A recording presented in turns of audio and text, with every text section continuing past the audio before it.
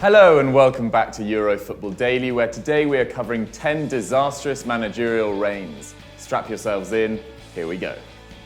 10. Juan José Lopez.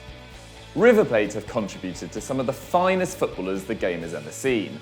Alfredo Di Stefano, Omar Sivori and Hernan Crespo all started their careers at Los Millonarios. But in 2011, not even the young talents of Eric Lamela and Manuel Lanzini could prevent the most embarrassing moment in the club's history.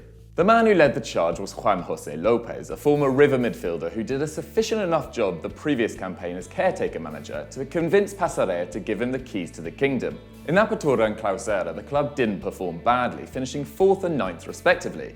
But thanks to the coefficient relegation table present in Argentina, River were dragged into a playoff to ensure survival in the top flight against Belgrano, who finished 4th in the 2nd division. River ended up losing 3-1 on aggregate, with the second leg being called off in the 89th minute due to violence among supporters. Firefighters had to spray their hoses into the crowd. Belgrano supporters had to stay at the stadium for 2 hours, whilst the River players were crying on the pitch. Needless to say, the man who masterminded these great results, Juan José Lopez, resigned almost immediately after relegating this historic club for the first time in their 110-year history. 9. Roy Aitken. Robert Aitken, nicknamed Roy, was a Scottish central defender who made over 480 league appearances for Celtic, the 4th most in their history, between 1975 and 1990. The 57-capped international, who represented Scotland at both the 1986 and 1990 World Cups, also played for Newcastle and St Mirren before wrapping up his career at Aberdeen as player-assistant manager under Willie Miller.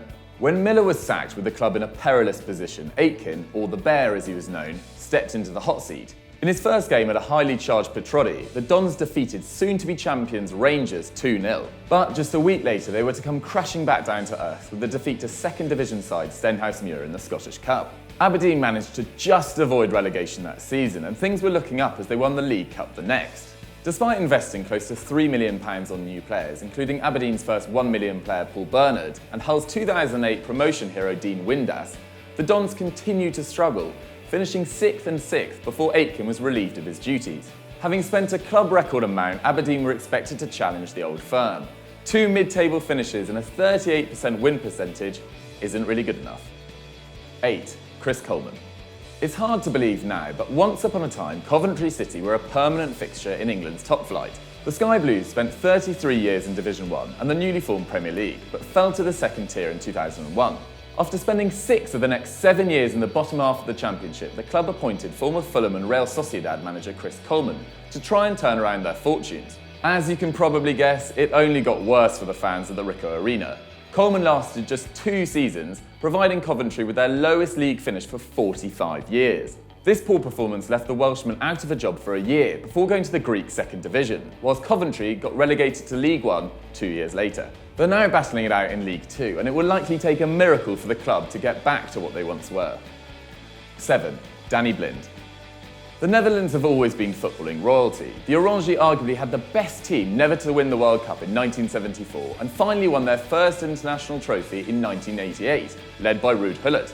The conveyor belt of talent was remarkable considering their small population of around 17 million people, nearly 3 times smaller than England. Ajax themselves have produced memorable squads in their 117 years of existence, with their 1995 Champions League winning side containing prodigious talent such as Seedorf, Clough and the veteran captain Danny Blind. Unfortunately, he was unable to lead his side off the pitch as well as he marshalled them on it, as he was proved when he was put in charge of the national team. He failed to qualify for Euro 2016, but for some reason the Dutch FA let Blind carry on as manager for the World Cup qualifying campaign, which also ended in tears. Blind's final game in charge was against Bulgaria, and he chucked in promising 17-year-old Delight for the crucial encounter. He was eventually subbed off at half-time. Needless to say, they lost 2-0, Blind was sacked, and the Netherlands failed to make it to Russia. This is the first time they've failed to make it to 2 consecutive tournaments since the 80s. 6. Jim Fallon. Let's be honest, most of you probably won't have even known that Dumbarton existed. They last won the Scottish top flight in the 19th century, and haven't even been in the league since 1985. But after their promotion to the Scottish 2nd tier in 1995, could greatness have been on the horizon once again? Unfortunately not, as the club was swiftly relegated with a whopping -71 goal difference, going nearly 8 months without a league win. But surely they could come straight back up, right? Absolutely not, as they finished 9th, with their top scorer managing a paltry 7 goals in 37 appearances. The man to blame for this remarkable record was Jim Fallon, who won just 2 games in his 14 months in charge, leaving Dumbarton with a 4% win rate. What a man. 5. Gianpiero Ventura. Not many national teams can hold a candle to Italy in terms of prestige. Winners of the first 2 World Cups they entered in, the Azzurri have been part of the competition's furniture. That was until 2017, when they failed to qualify for a World Cup for the first time in 60 years. Admittedly, one of the weakest squads the Italians have boasted in recent years, veterans such as Buffon and Chiellini remained world-class, while the likes of Insigne and Jorginho and the free-scoring Ciro Immobile have all complemented the established stars. But when Conte left for Chelsea after overperforming at Euro 2016, the Italian FA decided to appoint Gianpiero Ventura, a manager whose only noteworthy trophy was winning Serie C with Lecce. Ventura, who was 69 at the time of qualifying, was an uninspiring choice, and it showed in the team's performances. Finishing second in the qualifying group behind Spain, the Azzurri had to beat an Ibrahimovic-less Sweden over 2 legs to secure their place in Russia. His team couldn't even manage a goal against the Swedes, notoriously leaving an in-form Insigne on the bench in favour of Al-Shawari and Bernardeschi. They failed miserably, and an entire nation was left to mourn a grave defeat. 4. Arsene Wenger. The famous quote of insanity is doing the same things over and over again and expecting different results has never applied more to a football manager than Arsene Wenger. The Frenchman is now in his 22nd season as Arsenal boss, with the Gunners' failure seemingly coming sooner and sooner into the season as each year passes, with the same faults consistently reoccurring. At the time of writing, the North London side are 33 points off the top spot and 12 points behind their coveted 4th place. The truth is that the 68-year-old created the high standards Arsenal fans hold him to by his own doing, winning 3 titles and 4 FA Cups in his first decade at the club, and has failed to live up to those standards since. To say that Arsene Wenger, undoubtedly Arsenal's greatest ever manager, has completely ruined the club may overstep the mark, but there can be no arguments that someone else at the helm would greatly improve the club's current fortunes on the pitch. 3. Brian Clough. Much like Arsene Wenger, Clough and Nottingham Forest's decline looks even worse thanks to the success he built himself, winning 1 title, 4 League Cups and back-to-back European Cups during England's 6-year reign of continental dominance. A lovingly arrogant figure in English football, Clough looked back on his career saying, "I wouldn't say I was the best manager in the business, but I was in the top 1. You couldn't argue against this statement given his trophy haul, but his domestic seasons were inconsistent throughout his time at the helm. In his 16 seasons with Forest in the top flight, the Reds finished in the top 5 just 5 times, and this inconsistency would prove to be Clough's demise. Finishing 8th in the 91-92 season, Forest ended up bottom the following campaign. Clough's son ended up scoring the final goal of his dad's managerial career in a 2-1 loss to Ipswich. The Reds have hit nowhere near the same heights since, playing in the top flight for just 4 seasons in total following their legendary manager's reign. 2. Eagle Olsen. Norwegian Eagle Olsen was an eccentric trailblazer. He was the first person to use the FIFA Player of the Year award to vote to a female footballer, and by the time he left Wimbledon, Vinnie Jones said he regretted he never got the chance to chin him. Bear in mind that the midfield nutter never actually played under Olsen, which speaks volumes of his contribution to the decline of the Dons. Arriving in South London after leading his national side to 2nd in the FIFA rankings, Drillo couldn't have been more of a personality clash with the crazy gang dressing room if he tried. Whilst Olsen was a firm Marxist with an extensive knowledge of geography, his new players seemed like uncultured brawlers by comparison.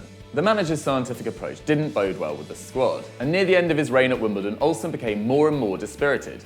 He lasted just a year, getting the sack just before the Dons succumbed to relegation, instigating their gradual demise in the last 4 years of existence. 1. Harry Redknapp. When Harry Redknapp becomes the manager of a club, you're guaranteed 2 things. An interview of him whilst leaning out of a car window and the inevitable financial ruin he is going to cause. His wheeler-dealer transfers look great from the outside, obtaining the likes of Cranshaw, Defoe and Crouchy for low fees with exorbitant wages, which inevitably cripple the club. This was first apparent whilst at Portsmouth, where he won the South Coast's first FA Cup for 69 years. The side was full of talent with Sol Campbell, Lassana Diarra and John Utaka, which came at a huge cost, with the latter reportedly on £80k per week at the time. That's the same pay packet Thierry Henry was on during his last year at Arsenal. Pompey's financial difficulties after his reign were widely publicised, but that didn't change Redknapp's habit of paying over the odds to get his targets. As recently as the 17-18 season, the 71-year-old started his first full year at Birmingham, and less than 5 months later he was booted out the door once again. And just like he left Portsmouth and QPR, their squad was full of high earners who weren't justifying their wages, such as Stockdale, Ndoye and Jota on around £40k per week, all whilst the Blues were second from bottom at Redknapp's time of departure. So that was 10 disastrous managerial reigns, 10 managers that ruined their clubs. Let us know if we missed any out in the comments below, and as ever, let us know what you thought of the video. While you're here, why don't you check out yesterday's Stat Wars? It was Chris versus Zach. And as ever, people, don't forget to like and subscribe.